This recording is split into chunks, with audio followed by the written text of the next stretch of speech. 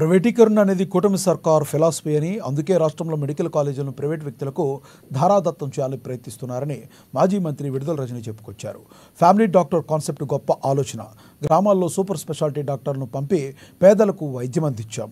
మా హయాంలో ఎలాంటి సౌకర్యాలు అందించామో ప్రజలకు బాగా తెలుసని, ఏపీని మెడికల్ హబ్గా తీర్చిదిద్దాలనేదే లక్ష్యంతో వైఎస్ జగన్ పనిచేశారన్నారు.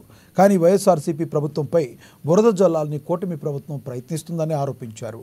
కూటమి ప్రభుత్వం వైద్య ఆరోగ్య శాఖను నిర్వీర్యం చేస్తుందని, ఆరోగ్యశ్రీని ఏమాత్రం పట్టించుకోవడం లేదన్నారు. పైగా ఆరోగ్యశ్రీగా మార్చారు.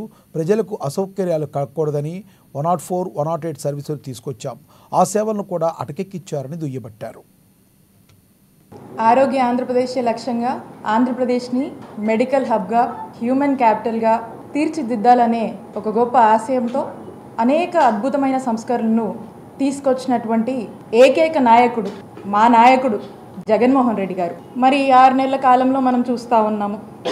ఏంటయ్యా జరిగింది అంటే, ఆరోగ్యశ్రీని ఏమాత్రం కూడా పట్టించుకోవడం లేదు. ఆరోగ్య ఆసరా ఊసే లేదు, ప్రస్తావనే లేదు, ఫ్యామిలీ డాక్టర్ లేదు, నాడు నేడు లేదు, కొత్త మెడికల్ కాలేజీలు లేవు, అట్టకెక్కిన 108, 104 సేవలు. అంటే ఒకసారి ఆలోచన చేయండి.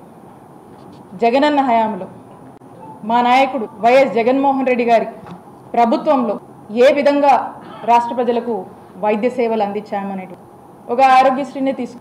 మరి ఆరోగ్యశ్రీ పేదవాడి ఆరోగ్యానికి ఎంతగానో భరోసానిచ్చినటువంటి పథకం ఆరోగ్యశ్రీ. మరి ఆరోగ్యశ్రీ